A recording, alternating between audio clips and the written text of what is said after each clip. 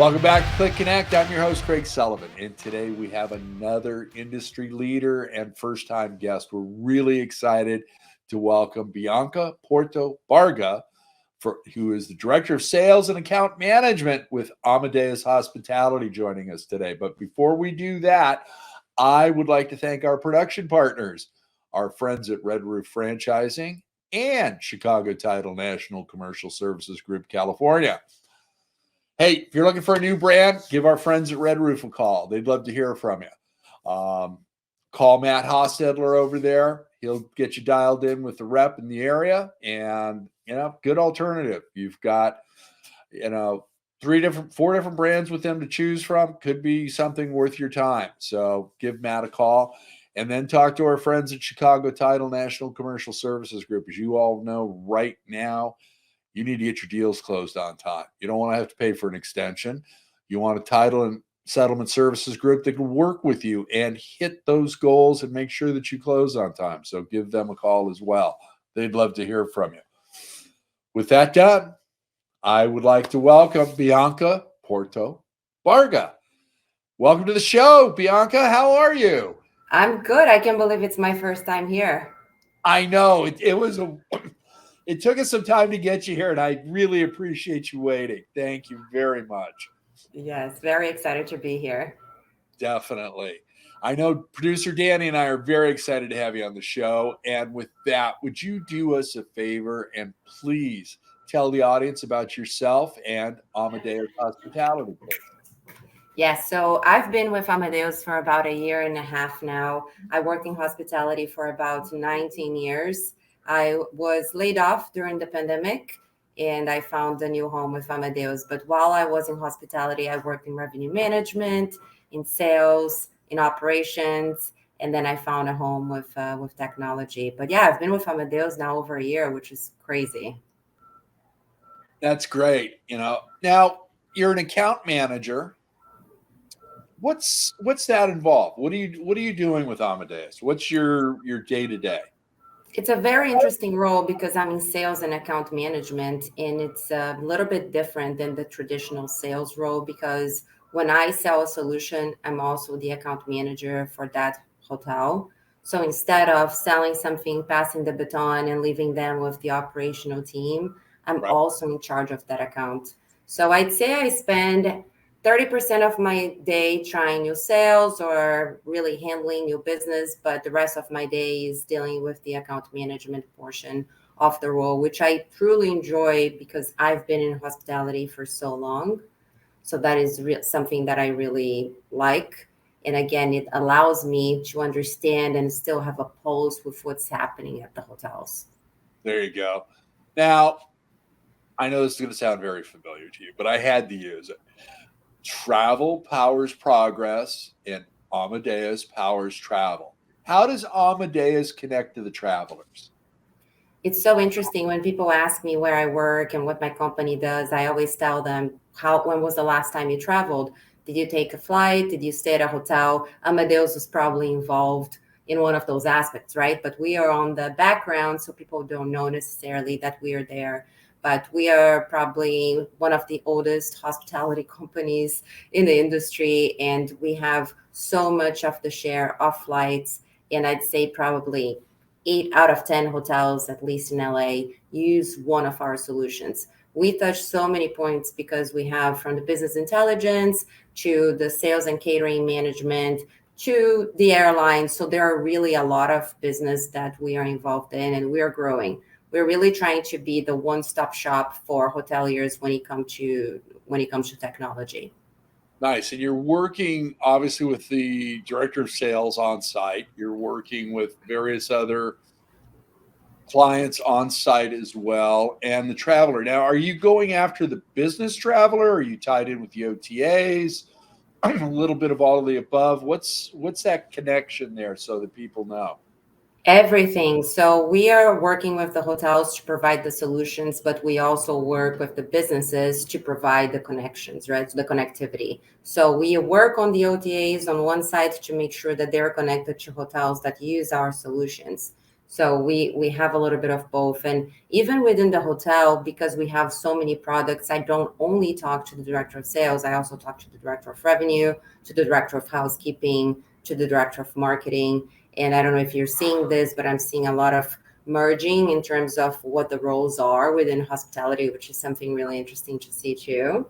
So it's I really talk to everyone. I find it very interesting because as I come from the hospitality world and I have such a diverse background, sometimes it helps because I'm not someone that's coming from a completely different world into the hospitality world and trying to talk the same language. I lived this for almost 20 years. So when I'm talking to hoteliers, it's all very familiar.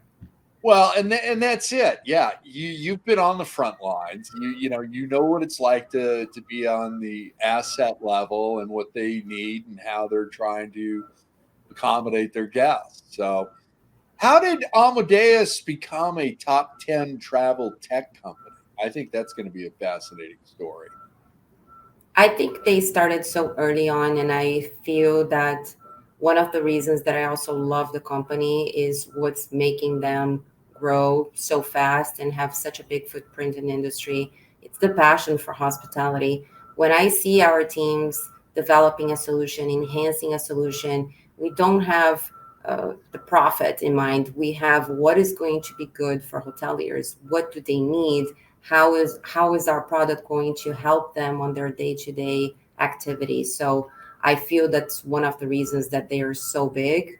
And I also feel that they were very smart when it came to buying solutions and acquiring companies. For example, we NMI used to own Delphi and Hot Sauce, so they acquired that company. So then they acquired CLIC. So the combination of products and solutions really made Amadeus be this giant company with so many offerings for hospitality. So, and this is something that sometimes is an opportunity for us because we are well known for certain solutions, but not for others because they invested on buying so many other products that I have a hard time presenting all that we have because we have, I'd say maybe 30 something products. I don't even know how many because every day we have a new one. But it's just, again, to me, I see it as an opportunity because when people think about Amadeus, they think about hospitality solutions, and we probably have something that they need. So I think that was probably the secret of their success and the reason that they are one of the top companies in the world. That's a great story, and yeah, they have been. I remember when they acquired Travel Click. Yeah, Mhm. I thought, yeah, that was a wise move on their part. So, now are you targeting just the business travelers, or are you everybody? You know, leisure. I mean, obviously you're working with the hotels and the OTAs, but are who else are you targeting?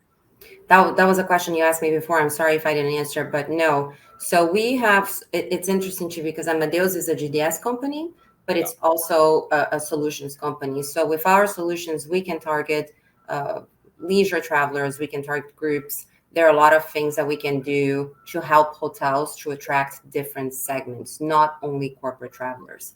Corporate travelers, of course, from the GDS side, but again, we offer digital marketing, which is something that not many people know about, so we can target, direct travelers, people that are booking on the website. We also provide solutions as booking engine, CRS, so you can try to capture more direct business. So we are not going only after business traveler, but I'd say all the segments. So if someone buys our solution, they can target many types of travelers. Does that answer your question? Does that does. Now you mentioned something in there that sounded interesting to me at least. Um, you're doing some marketing. So how are you helping the hotels with their social media and advertising and all of that? And I'm sure you're tying in with the brands as well and using some of their material. So what's that like? Yeah, so it's this one I could go about for 3 hours because I'm so passionate about I got digital all media. day. So Great. I'm so passionate about the subject because I feel that we are the Uber of digital media. There are the traditional agencies that have been doing digital media for hotels for so many years, and we are here to disrupt it. But when you think about it, and this is something that I always ask hotels, If you're using an agency right now, ask them, what type of data are you using to come up with the strategy, to come up with the plan for your property? In the majority of hotels, they don't know, or the agency doesn't even have data to provide. If you think about Amadeus, we own all the data because we also partner with the other GDS companies. We have the Man 360, which allows us to see the demand and what's happening in the future for hotels. So the type of data that we have is so valuable, and that's the type of thing that we use to come up with the strategy, contrary to a traditional agency. So this is something that, again, we have to teach hotels and inform hotels about, because they see us and they think about BI, maybe they think about Delphi or hot sauce, but there is this component of our company that we offer that I feel is incredible and we do so well. For example, Dubai, the DMO, the country representation of Dubai, just closed a multi-million-dollar deal for us to do digital media for them. So that's the type of client that we are already dealing with, because they understand the power of data. It's not only create a beautiful online campaign, but also who are you going to target? How are you going to target them? What the cookieless world role will play into all of this. So we are one of Google Premier's partners, so we can see into the future, really understand and strategize with hotels when it comes to digital. But that's a long road, and I know for a fact, because I was on the hotel side for so long, I understand that hotels, for the most part, don't understand digital media. So internally, we are evaluating what can we do to teach properties how this works, but also how they can question and use the resources that they have better. I think it's a long road, and as you know, hospitality is very slow to adopt technology and to adapt, really. But I am very passionate about it because every hotel should be doing digital media. Yeah. Little, a lot, if your budget is not a lot, but you should always be investing on it. So I'm very passionate about this subject. I agree with you, and I think that I mean the resorts, do a most resorts, not all, but most resorts do a really good job at their digital media, and they've got somebody dedicated. Now, I think if you don't have somebody who's dedicated to each one of your assets, or at least a couple of the assets, and create a team of digital marketers to work with you, and that you're really cutting off your nose in spite of your face. You're losing out on revenue opportunities, and that gets back to you working with not only the revenue managers but also the director of sales. And you guys can all get on the same page and create a campaign that works out really well. Yes. Now, as well as I do that we've had a horrible time trying to fill the gaps with staff on site. I think the only company that came through the pandemic unscathed was Wynn and Encore and the other hotels around the globe, because they paid their people through the pandemic. They took care of their insurance. They took care of everybody, but not everybody's in that scenario. So what's it like training the on-site teams now? Because you do have people, doing multiple jobs. Are you finding that easy, difficult, somewhere in between? Are you able to get their passion ignited so that they can, get on board with this? Some. It's challenging because you have to do more with less. And Right. I feel we are going through the adaptation phase. And I was saying before, there's so many roles that are being merged. For example, now I talk to some directors of revenue that are also taking care of marketing, or some directors of marketing that are now in charge of sales. So there's so much merging. But I feel, I wouldn't say passion, but I would say curiosity. So Yeah. that's why with Amadeus, we were trying to, take advantage of the momentum and teach hoteliers, because we feel that everybody's trying to adapt into these new roles, into this new world, how to use technology. So we're trying to lead the path for them and just show them these are the technologies, these are the disciplines, and we are here for you if you need. But I think we're still suffering a little bit from PTSD with all that happened. Maybe some of us don't realize, but sometimes I'm like, oh my gosh, I totally have PTSD.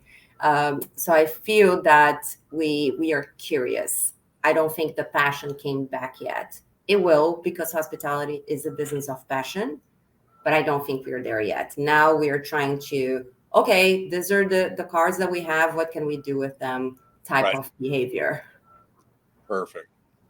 Now, talk to the audience, if you would please, about sustainable destination. That seems to be at the forefront with a lot of the traveling public right now. They want to know about the sustainable aspect of the hotels. Are you also using that as part of the marketing of the hotels?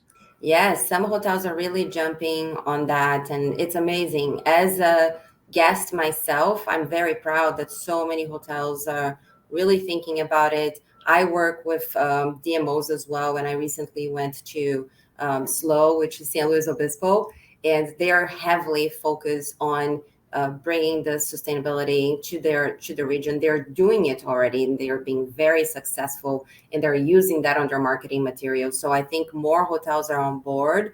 I feel as humans, we're also more aware of what's going on and everything that we can do to help. And it inspires us as travelers when we see something that properties are doing to help the community, to be sustainable. I feel that we really get inspired and want to travel to those destinations. And because of that, hotels are now trying to, jump on that trend and do something. So I think it's great. And yes, I'm seeing more and more hotels using that on their marketing materials, which again, it's good for all of us at the end of the day. Absolutely. All right, Bianca, are you ready for our lightning round? Yes. Oh my gosh. Yes. I thought I was prepared, but now, okay, I had to think about it. How many minutes do I have again? You got 2 minutes. Producer, Okay. 2 minutes on the clock. It's All word right. pronunciation, just the first thing that pops into your head, starting now. Travel, Whenever possible. team, I love mine. conferences, I'd love to go to CLIC next year. tech, Necessary. communication, Always room for improvement. Uber or rental car, Uber. favorite airport, Santos Dumont in Rio. If you have not been to Rio, you have to fly into Santos Dumont. It's the most beautiful view you'll ever see in your life. all right, aisle or window, Window. barefoot people on an airplane. Never. Thank you. Favorite hotel or resort? I remember someone gave such a quick answer on a show, and I'm like, okay, I'm not going to give a quick answer. I think maybe Zevola in the Phi Islands in Thailand. The Okay. Fasano in Rio is also amazing. So Fasano, because I'm from Brazil. Tequila or whiskey? Tequila or whiskey? Tequila. All right, that's it. You did it with 41 seconds left. Thank you. Wow, nice. The hotel I could have gone forever. Like, but I like this one and the other one. But there you go. Nice. Bianca, what one thing do you want to tell the audience about Amadeus and how you can help them? So let's target that towards the hotel owners, operators, management companies, please. I would encourage you to be curious and to not be afraid of change. That's something that I battle a lot with hoteliers, but it's really, really hard for people to want to make change and to want to change systems and solutions. And sometimes it's so much easier than they think. So if we are entering a new year, if you are dwelling on changing things or not, I would say go for it.